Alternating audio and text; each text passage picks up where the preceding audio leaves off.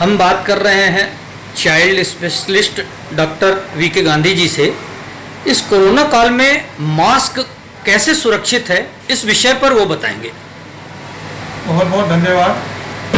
जैसा कि आप सबको मालूम है कि हम सब पूरी पृथ्वी, पूरा विश्व कोरोना संक्रमण से गुजर रहा है और जब तक इसकी वैक्सीन या दूसरे इलाज के प्रभावी तरीके नहीं आ रहे हैं तो इससे बचाव के 3 जो उपाय बताए गए हैं, सोशल डिस्टेंसिंग, हाथ धोना, हैंड वॉशिंग या सैनिटाइजेशन, और तीसरा है मास्क। मतलब सिर्फ और सिर्फ मास्क ही लगाना है हमें। हम आपसे सबसे अनुरोध करते हैं कि मास्क का प्रयोग करें, चाहे वो सर्जिकल मास्क हो, चाहे साधारण कपड़े का मास्क हो, चाहे डिस्पोजेबल मास्क हो।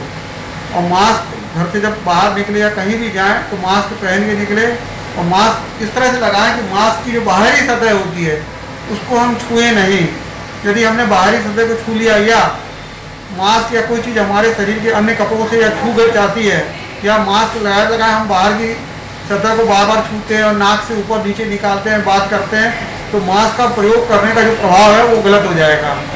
तो आप सबसे यही अनुरोध है, सिर्फ और सिर्फ मास्क का ही प्रयोग करें। मास्क की बाहरी सतह को छुए नहीं।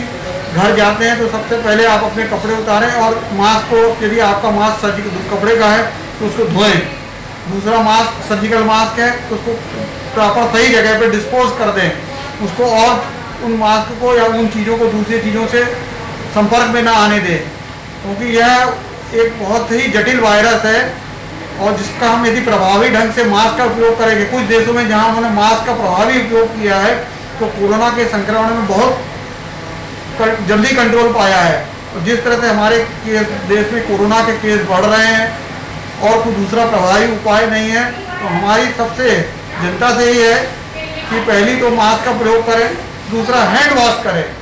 हैंड वॉश ज़्यादा सबसे सेफ ऑप्शन है। सैनिटाइजर की तुलना में हम दिन में 6, 8, 10 बार 20 से 30 सेकंड हाथ धोने की जो प्रक्रिया है उससे गुजरे, और जहाँ भीड़ नहीं लगा सकते वहाँ भीड़ नहीं लगाए। खासकर हम लोग परेशान हैं, अस्पतालों में भीड़ कम लगाएं, क्योंकि अस्पतालों में मरीज ज़्यादा आ रहे हैं, हेल्थ सेक्टर वाले लोग ज़्यादा इन्वॉल्व हो रहे हैं, और यदि उसका दोनों तरफ से हमको ध्यान देना पड़ेगा। हमारे बचाव के लिए हमारे हेल्थ सेक्टर ही काम आएगा।